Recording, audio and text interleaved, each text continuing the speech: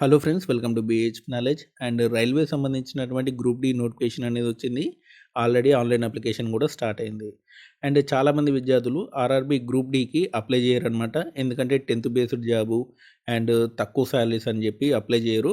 But ఒకటి గుర్తుపెట్టుకోండి, ప్రస్తుతానికి గ్రూప్ డి ఎంప్లాయీకి ఎంత శాలరీ వస్తుంది, త్వరలోనే మనకి ఎయిత్ పే కమిషన్ కూడా ఇంప్లిమెంట్ కాబోతుంది. ఎయిత్ పే కమిషన్ ఇంప్లిమెంట్ తర్వాత ఎంత శాలరీ వస్తుందో చూస్తే ఈ జాబ్ అనేది ఎంత ఇంపార్టెంట్ అనేది మీకు అర్థమవుతుంది. ఎట్ ది సేమ్ టైం మనకి ఆర్ఆర్బీ గ్రూప్ డి ఎంప్లాయీ అనేది మీకు ఇంటి దగ్గరలో కూడా జాబ్స్ వచ్చే అవకాశం అనేది ఉంటుంది. చాలా మంచి జాబ్స్ అనమాట ఇవి. అండ్ ప్రస్తుతానికి శాలరీస్ కూడా బాగానే ఉన్నాయి. మనకి ఎయిత్ పే కమిషన్ తర్వాత కూడా మీకు శాలరీస్ పెరిగే అవకాశం ఉంది. సో చాలా మంచి జాబ్స్. అండ్ మీకు హెల్త్ ఫెసిలిటీస్ అనేవి ఉంటాయి. చాలా ఫెసిలిటీస్ అనేవి ఉంటాయి రైల్వే ఎంప్లాయీస్కి. కాబట్టి ఎవరు కూడా మిస్ చేసుకోకండి.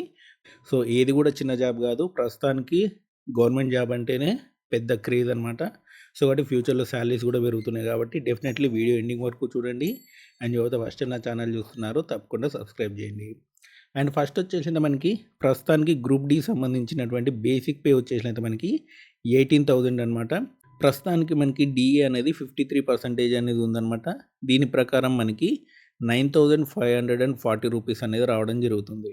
అయితే మనకి హెచ్ఆర్ఏ అంటే హౌస్ రెంట్ అలవెన్స్ అనేది XYZ సిటీల ఆధారంగా అనేది ఉంటుంది. ఎక్స్ సిటీ వాళ్ళకి ఎక్కువ మనకి అలవెన్స్ అనేది వస్తుంది, 30% అనేది వస్తుంది. అండ్ వై సిటీ వాళ్ళకి 20% అనేది వస్తుంది. జెడ్ సిటీ వాళ్ళకి 10% అనేది వస్తుంది. నేను తక్కువ తీసుకుంటున్నాను, ఓకేనా. ఇంతకంటే తక్కువ రాదనమాట హెచ్ఆర్ఏ, ఓకేనా. 1800 అనేది హెచ్ఆర్ఏ అనేది వస్తుంది. ఆ తర్వాత ట్రావెల్ అలవెన్స్ అనేది మనకి ప్రతి ఒక్కరికి 1728 అనేది వస్తుంది.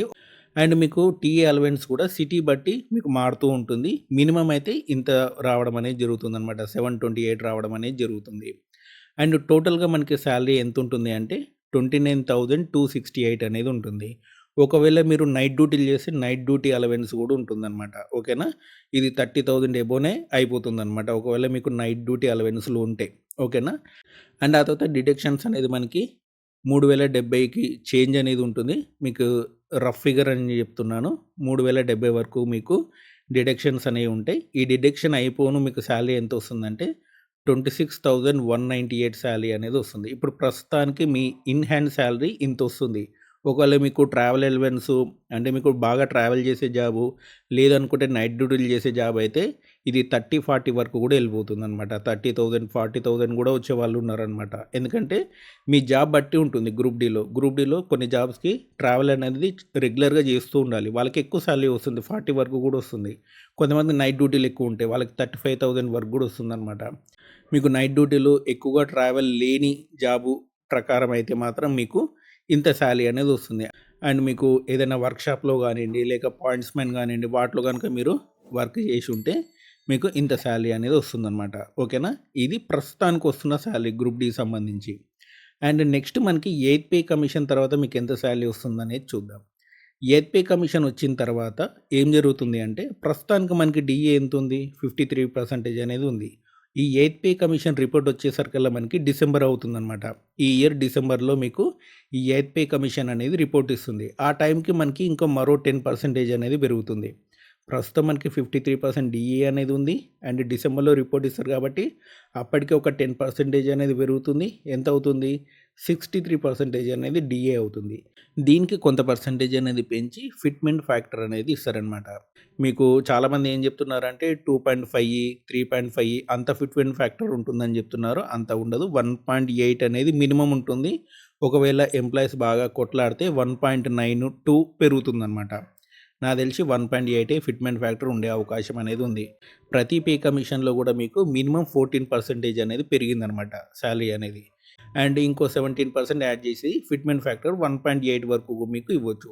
అప్పుడు బేసిక్ పే ఎంత అవుతుందంటే 32,400 అవుతుందనమాట బేసిక్ పే. అండ్ దీనికి డీఏ అనేది ఉండదు. డీఏ మీకు జీరో అయిపోతుందనమాట. After eighth pay commission DA అనేది జీరో అయిపోతుంది. అప్పుడు హెచ్ఆర్ఏ ఎంత వస్తుందంటే అప్పుడు కూడా 10% అనేది ఉంటుంది. ఇందులో 10% అంటే 3,200. అప్పుడు కూడా టీఏ మనకి ఒక మినిమం 3,000 అనేది రావడం జరుగుతుంది. అండ్ టోటల్‌గా వచ్చేసినైతే మనకి 38,600 అనేది మీకు టోటల్ శాలరీ ఉండే అవకాశం ఉంది. అండ్ ఇందులో డిడక్షన్స్ ఒక 5,500 తీసేయండి. టోటల్‌గా మీకు 33,000 వచ్చే అవకాశం అనేది ఉందన్నమాట. సో కాబట్టి మీకు ఎంత శాలరీ పెరుగుతుంది. అండ్ ఇక్కడ చూడండి, మీకు ప్రస్తుతానికి 26,000 అనేది ఉంది కదా! ఎయిత్ పే కమిషన్ తర్వాత 33,000 వరకు మీకు సాలరీ వచ్చే అవకాశం ఉంది. అంటే ఎంత పెరుగుతుంది? ఒక 7,000 పెరుగుతుందనమాట. ఓకేనా? 7,000 వరకు కూడా మీకు సాలరీ పెరిగే అవకాశం అనేది ఉంది. ఎయిత్ పే కమిషన్ తర్వాత. ఇంతకు మించి అయితే పెరగదండి మీకు. మీకు ఇంతకి తక్కువగానే ఉంటుంది గానీ, ఇంతకు మించి పెరిగే అవకాశం అయితే ఉండదు. ఫిట్‌మెంట్ ఫ్యాక్టర్ మీకు 1.8 మాత్రమే వస్తుంది. ఇంతకు మించి అయితే ఉండదు. ఓకేనా? సో, ఒకటి గుర్తుపెట్టుకోండి. డిడక్షన్ పోను మీకు సాలరీ 33,000 అనేది వస్తుంది. ఇప్పుడు ఈ సాలరీ మీకు జూనియర్ అసిస్టెంట్‌లకు కూడా రావట్లేదు. మనకి స్టేట్ గవర్నమెంట్‌లో అకామిడేషన్ తీసుకుంటే మాత్రం హెచ్ఆర్ఏ 0 అయిపోతుందనమాట. ఓకేనా? మీకు లేకపోతే ఈ హెచ్ఆర్ఏ అనేది వస్తుంది. ఓకే. మీకు 33,000 వచ్చి ఎట్ ది సేమ్ టైమ్ మీకు మెడికల్ ఫెసిలిటీస్ కూడా ఉండి అండ్ చాలా రకాల రైల్వే ఎంప్లాయీస్‌కి చాలా రకాల ఫెసిలిటీస్ అనేవి ఉంటాయి. అండ్ ఆఫ్‌కోర్స్ గ్రూప్ డి ఎంప్లాయీస్‌కి వర్క్ కూడా చాలా హార్డ్‌గానే ఉంటుంది. బట్ ఒక్కటి గుర్తుపెట్టుకోండి, ఇప్పుడున్న సమయంలో బయట చేసే జాబుల కంటే ఈ రైల్వే గ్రూప్ డి జాబ్‌లు చాలా చాలా బెస్ట్ అనమాట. ఎందుకంటే ఇంత సాలరీ ఇచ్చి 8 అవర్స్ డ్యూటీ, ఒక్కోసారి 10 అవర్స్, 12 అవర్స్ అవుతుంది. మీకు ఎక్కడైనా అవుతుంది. ప్రైవేట్ జాబ్‌లో అయితే ఇంకా ఎక్కువనే అవుతుంది. ఇప్పుడు గవర్నమెంట్‌లో అయితే కనీసం సాలరీ అన్నా వస్తుంది. మీరు ఎక్స్ట్రా డ్యూటీలు చేస్తే దానికి సాలరీ అన్నా ఇస్తారు. మీకు బయట ఎంత ఎక్స్ట్రా డ్యూటీ చేసినా ఆ సాలరీలు కూడా ఇవ్వరు. సో, కాబట్టి ఫ్యూచర్‌లో మీకు సాలరీస్ పెరుగుతానే తప్ప తరగదనమాట. మీకు ఇందులో మనకి డిపార్ట్మెంట్ ఎగ్జామ్స్ కూడా ఉంటాయన్నమాట. ఈ డిపార్ట్మెంటల్ ఎగ్జామ్స్ ద్వారా కూడా మీకు ప్రమోషన్స్ అనేవి వస్తాయి గ్రూప్ డి జాబ్‌లో.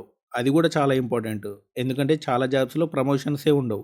ఇందులో మీకు చాలా రకాల ప్రమోషన్స్ అనేవి ఉంటాయి. మీరు డిపార్ట్మెంటల్ ఎగ్జామ్స్ రాసుకొని మీకు పై పొజిషన్‌లో కూడా వెళ్ళొచ్చనమాట. సో, కాబట్టి డెఫినెట్‌లీ అది కూడా చాలా ప్లస్ పాయింట్. ఇనీషియల్‌గా మీరు కష్టపడాల్సి ఉంటుంది. ఒకసారి ప్రమోషన్ వచ్చిందంటే ఖతం అయిపోయినట్టే. మీకు పెద్ద ఇబ్బంది అనేది ఉండదు. ఒక 5, 6 ఇయర్స్ కష్టపడాలి. ఆ తర్వాత మీకు పెద్ద ఇబ్బంది అనేది ఏముండదు. ఓకేనా? మీకు ప్రమోషన్ వచ్చి పై జాబ్‌కి వెళ్ళిపోతారనమాట. ఎందుకంటే రైల్వేస్ అనేవి ఇంకా పెరుగుతూనే ఉంటాయి తప్ప తరగదనమాట. కొత్త రైల్వే ట్రాక్స్ వస్తూనే ఉంటాయి. డిపార్ట్మెంట్ అనేది ఇంకా పెద్దగా అవుతూనే ఉంటుంది కాబట్టి డెఫినెట్‌లీ మీకు ఫ్యూచర్‌లో మంచి ప్రమోషన్స్ వచ్చే అవకాశం అనేది ఉంది. మంచి సాలరీ పెరిగే అవకాశం అనేది ఉంది. సో, కాబట్టి ఇనీషియల్‌గా మీరు కష్టపడ్డా సరే ఫ్యూచర్‌లో మంచి పొజిషన్‌లోనే మీకు మంచి సాలరీసే వచ్చే అవకాశం అనేది ఉంది. సో, కాబట్టి డెఫినెట్‌లీ అప్లై చేయండి. సో, మీకు ఈ వీడియో నచ్చితే డెఫినెట్‌లీ వీడియోని లైక్ చేయండి. మీ ఫ్రెండ్స్ అందరికి కూడా షేర్ చేయండి. డెఫినెట్‌లీ మన ఛానల్‌ని సబ్స్క్రైబ్ చేయండి. Thanks for watching.